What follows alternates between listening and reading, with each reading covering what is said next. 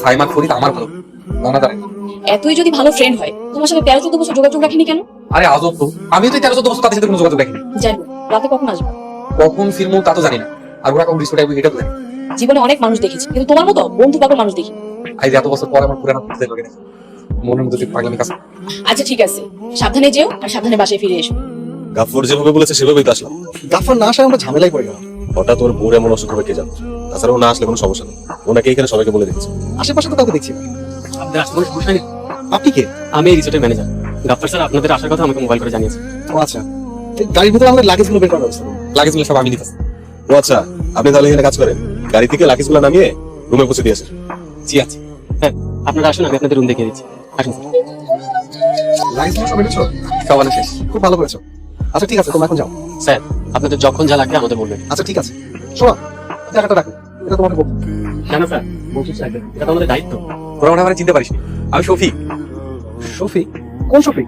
এসএসসিতে একসাথে পড়তাম, তোরা এসএসসিতে এ প্লাস পাইলি, আমি তো পাস করতে পারলাম না। আরে আমি শফিক, আমার চিনতে পারতেছিস না? শফিক মানে ফিল্টু শফিক? ও মাই গড, আমরা তো কেউ তোকে চিনতেই পারি না। আমি কিন্তু দেখার সাথে সাথে ঠিকই তোদের চিনতে পারছি। তুই সায়েম আর তুই ফরিদ। আসলে অনেকদিন আগের কথা তো, তোর মুখটা প্রায় ভুলে গিয়েছিলাম। তুই কি এখন এখানে কাজ করিস? ওই আর কি, সবই আল্লাহ দিচ্ছে। তোকে পেয়ে ভালোই হয়েছে। আমরা যে কটা দিন রিসোর্টে আছি তুই আমাদের সাথে সাথে থাকিস। প্রয়োজনে রিসোর্টের মালিকের সাথে কথা বলে তোকে আমাদের সাথে সবসময় থাকার রিকোয়েস্ট করি। আলাদা করে মালিককে বলতে দিব না, মালিক আমার কইয়া দিচ্ছে সবসময় তোদের সাথে। জি স্যার, আপনাদের সহযোগিতায় আমরা দুজন সবসময় পাশে থাকবো। তাহলে তো খুবই ভালো হয়। এই নীলা শোনো, এই হচ্ছে শফিক, আমাদের কলেজ ফ্রেন্ড। বেটা, কলেজ লাইফের ফ্রেন্ড বলছিস কেন? তুই স্কুল লাইফের ফ্রেন্ড। আমরা কলেজে উঠে গেলেও ও ফেল করে স্কুলে রয়ে গেছিল। My mistake. আচ্ছা শোনো নীলা, ও হচ্ছে আমার স্কুল ফ্রেন্ড শফিক, ওরফে ফেলবি শফিক। আচ্ছা শোনো না, আমার খুব টায়ার্ড লাগছে। আমারও এত রাস্তা জার্নি করে এসে চোখের পাতা মেলতে পারছি না। আচ্ছা তোরা রেস্ট নে, আমি আজকে যাই।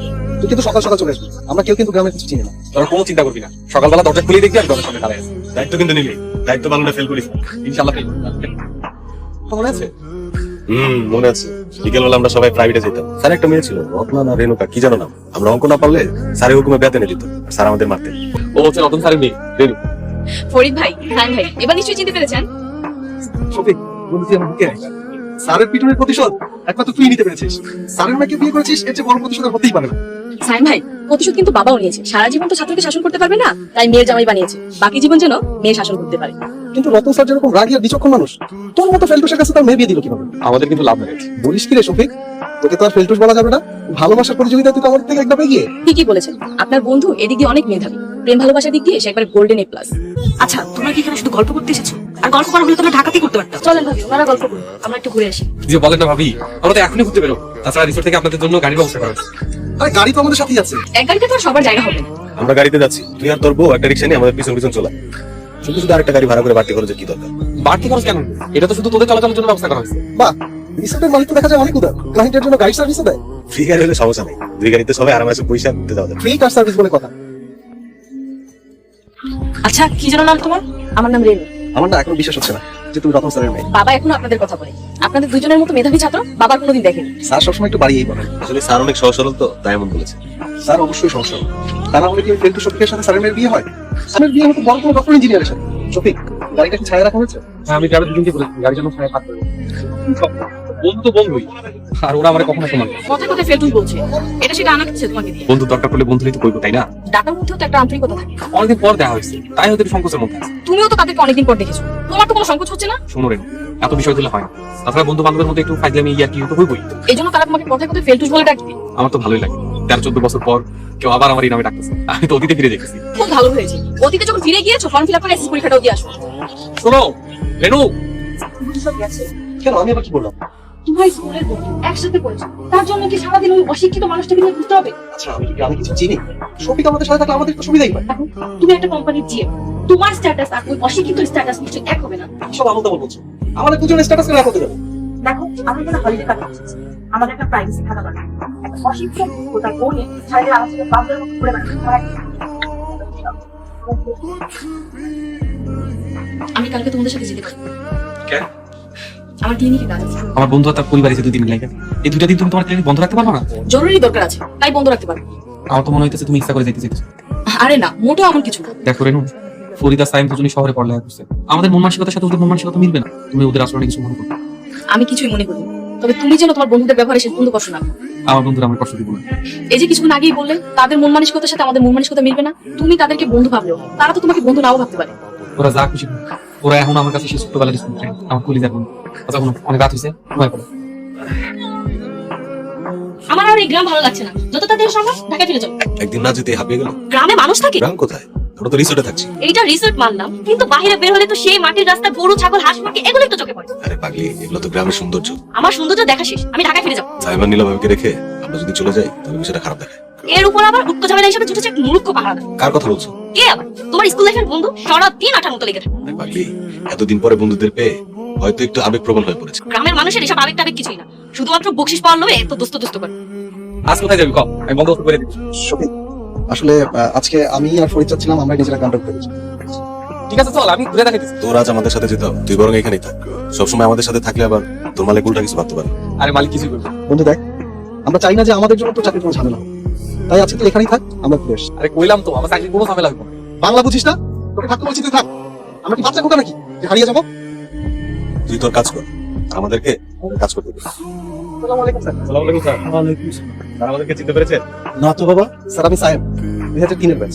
স্যার আমি ফরিদ। ও Sayem Farid, golden A plus, মনে পড়েছে। স্যারের দেখি সবই মনে আছে। মনে ঠিকই আছে, ইদানিং একটু চোখে কম দেখি, তা চিনতে পারি না। স্যার পরিবার নিয়ে গ্রামে ছুটি কাটাতে এসেছি। খুব ভালো করেছো। রিসোর্টে উঠেছো নিশ্চয়ই? আমার মেয়ের জামাই তো। জি স্যার, শফিক যে রিসোর্টে চাকরি করে আমরা ওই রিসোর্টে উঠেছি। এটা আপনি কি করলেন স্যার? এত বড় ভুল কিভাবে করলেন? আমি আবার কি ভুল করলাম? না মানে স্যার, আপনার মেয়ের সাথে কিনা ফেলটু শফিকের বিয়ে দিলেন? তাতে কি, জামাই আমার লেখাপড়ায় দুর্বল, কিন্তু মানুষ হিসেবে তো ভালো। তারপরেও স্যার, আপনার মতো এমন নামটা গালা শিক্ষকের জামাই কিনা একটা ফেলটুসা শিক্ষিত। জন্ম মৃত্যু বিয়ে সবই আল্লাহ। তিনি যা করেছেন ভালোই করেছেন। স্যার একটা কথা পেয়েছিলেন। স্কুল ছুটির পর বাচ্চাদের একটা কোচিং করা আসে। আহ, এই বয়সে স্যারকে কয়েক টাকা আয়ের জন্য বাচ্চাদেরকে কোচিং করাতে হচ্ছে। স্যারের কষ্ট কোনোদিন কম হবে না। না না বাবা, টাকার জন্য না, গ্রামের যেসব বাবা মায়ের বাচ্চাদের প্রাইভেট পড়াবার সামর্থ্য না, তাদের জন্য আমার মেয়ে আর মেয়ের জামাই কোচিং ক্লাসের ব্যবস্থা করে দিয়েছে। সেখানেই বাচ্চাদের কোচিং করে আসতাম। স্যার স্কুলের বেতনে সামান্য টাকা আপনার সংসার চলে? আলহামদুলিল্লাহ ভালোই চলে। তাছাড়া আমার মেয়ে এখানে একটা ক্লিনিকে কাজ করে, সেখানেও কিছু আয় হয়।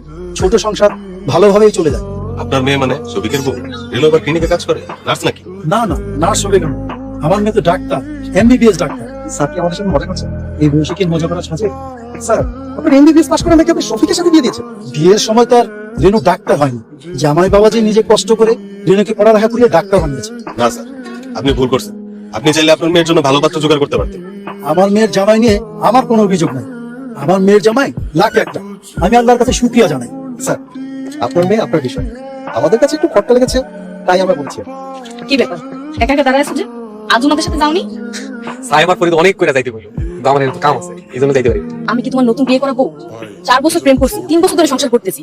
তোমার কি ধারণা তোমার মিথ্যা কথা আমি ধরতে পারবো না? আমি আবার কি মিথ্যা কথা বললাম? তারা একাই ঘুরতে বের হয়ে গেছে, তোমাকে নেয়নি। সাথে নেই, তাতে কি হয়েছে? আমার দাঁত নষ্ট হয়ে গেছে। তুমি বোঝো না কেন? 13-14 বছর অনেক সময়, এতদিনে তাদের আরো অনেক বন্ধু বান্ধব হয়ে গেছে। তোমার এখন তারা বন্ধু নাও ভাবতে পারে। ওরা আমার বন্ধু না ভাবো, আমি তোদের বন্ধু ভাবো, আর আমার বন্ধু আমার কাছে মেয়ে মানে। জীবনটা এত সহজ সরল বানায়, মানুষ জঙ্গলে গেলে সোজা কাজটাই কিন্তু আগে কাটে। বাবা, এত যে জ্ঞানের কথা কইতাছো, এই আমার সহজ সরল পাইয়েই তো আমার ভালোবাসছিলাম। ওই যে একটু আগে সোজা গাছের কথা বললাম, সোজা গাছ পেয়ে আর দেরি করি নাই, ডাইরেক্ট পেরে দিচ্ছি। তাই না? এতদিন ভাবতাম তুই ফেলটু আর অশিক্ষিত, এখন তো তুই দেখছি রীতিমতো স্বার্থপর। আমি আবার কি? তুই নিজে অশিক্ষিত হয়ে একটা মেধাবী মেয়ের উজ্জ্বল ভবিষ্যৎ এভাবে নষ্ট করে দিলি। তোর বউ একজন পাশ করা ডাক্তার, আর সে কিনা গ্রামে একটা নর্মাল ক্লিনিক চালায়। আমি ওর ইচ্ছার বিরুদ্ধে কিছু বলি না, ক্লিনিকটা এই দিতে চাইছি। এখানে রোগী দেখে কয় টাকা আয় করে? গ্রামের মানুষ চিকিৎসা শেষে ভিজিটের বদলে লাউ কুমড়া হাঁস মুরগি দিয়ে যায়। আমার বউ এটা কি খুশি। শোন শফিক, আমি আর ফরিদ সিদ্ধান্ত নিয়েছি তোকে ঢাকায় নিয়ে যাবো। ঢাকায় আমাদের অনেক পরিচিত বন্ধু বান্ধব আছে, কাউকে না কাউকে বললে তোকে একটা কেয়ারটেকার অথবা দপ্তরের চাকরি ঠিক করে দিতে পারবো। শুধু কেউ জিজ্ঞেস করলে তুই বলবি তুই আমাদের গ্রামের লোক, আমাদের বন্ধু, এটা বলার দরকার নেই। হাসিস কেন? তোদের কথা শোনা। মানে তুমি একজন ডক্টর, তোমার মতো মেধাবী মেয়ের এই গ্রামে কোনো ফিউচার? কে বলেছে ফিউচার নেই? গ্রামের মানুষের ভালোবাসা আর দোয়াতে আল্লাহর রহমতে অনেক সুখে আছি। এর নাম সুখ? আচ্ছা ক্যারিয়ার না হয় বাদই দিলাম, তাই বলে এরকম একটা অশিক্ষিত কেয়ারটেকার বিয়ে করতে হবে কেন?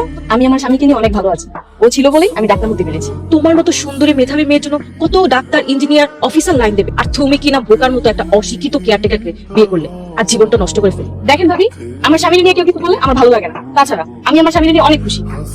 এই হচ্ছে গ্রামের মেয়েদের প্রবলেম, বোঝে কম চিল্লাই বেশি, কম বোঝে না। ঠিকই বুঝেছে, তার জন্যই তো মেজাজ খারাপ করে চলে গেছে।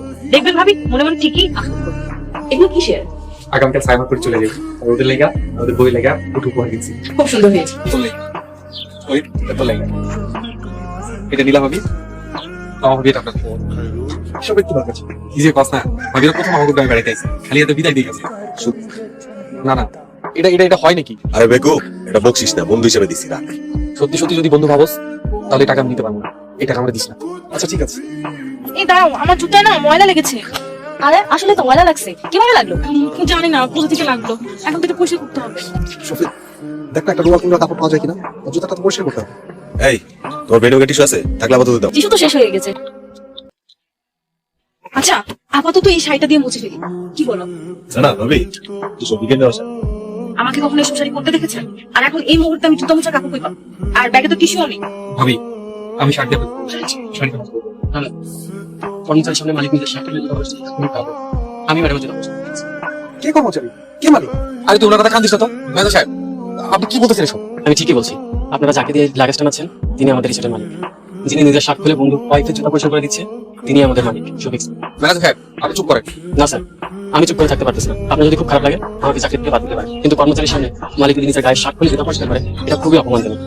সাইম ফরিদ আমার বন্ধু বন্ধুর জন্য আমি জীবনও দিয়ে দিতে পারি আর শার্ট দিয়ে জুতা মোছার খুব ব্যাপার শফিক তুই নিজের পরিচয় কেন আমাদের সাথে গোপন করলি? যেদিন স্যার জানতে পেরেছেন আপনারা আসবেন সেদিন স্যার আমাকে ডেকে বললেন, ম্যানেজার সাহেব আজ কিন্তু আমার বন্ধু আর তার পরিবার এখানে আমাদের জি স্যার বুকিং অনুযায়ী সবকিছু রেডি করে রেখেছি। বুকিং অনুযায়ী না আমার বন্ধু আর তার পরিবার যখন যেটা চাইবো তখন তারা সেটা দেবে এর জন্য আলাদা কোনো চার্জ থাকবে আর আমার যে ভিআইপি প্যাকেজটা আছে এটা তাকে উপহার হিসেবে দেবে জি স্যার। আমার বন্ধু আর তার পরিবারের যেন কোনো অযত্ন অবহেলা না অবশ্যই স্যার। শোনেন আমার বন্ধুরা যেন জানতে না পারে আমি রিসোর্টের মালিক।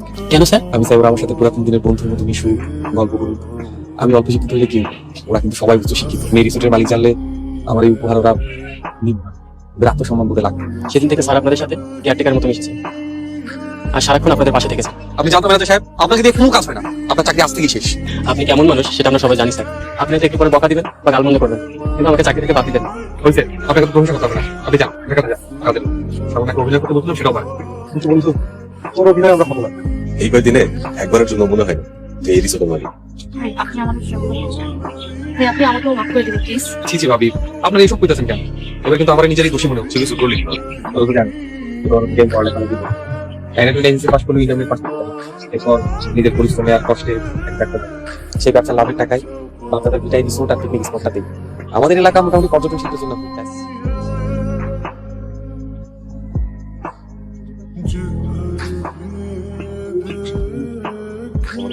আরে ধুর বন্ধু বান্ধবের মধ্যে একটা নিয়ম কানুন চলে নাকি একটু তুই একই করতেই পারো এটা না আপনি মনে করি বন্ধু আমি আজকে একটা জিনিস পরিষ্কারভাবে উপলব্ধি করেছি, একটা মানুষকে শিক্ষিত করতে পারলেও সত্যিকারের মানুষ বানাতে পারে। সত্যিকারের মানুষ হতে হয় নিজের চেষ্টা। আমরা বড় বড় সার্টিফিকেট আর ডিগ্রির পিছনে ছুটতে গিয়ে আমাদের বন্ধু বান্ধবদের থেকে দূরে সরে গেছি, মানবিকতা আর মনুষ্যত্ব থেকে দূরে সরে গেছি।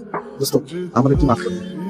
আরে কি করতেছস তোরা তুই গ্রামে থেকেও বন্ধুত্বের মর্যাদা দিতে পেরেছিস আর আমরা শহরে থেকেও তোর বন্ধুত্বের কাছে হেরে গেলাম, আমাদেরকে ক্ষমা করে দিস দোস্ত।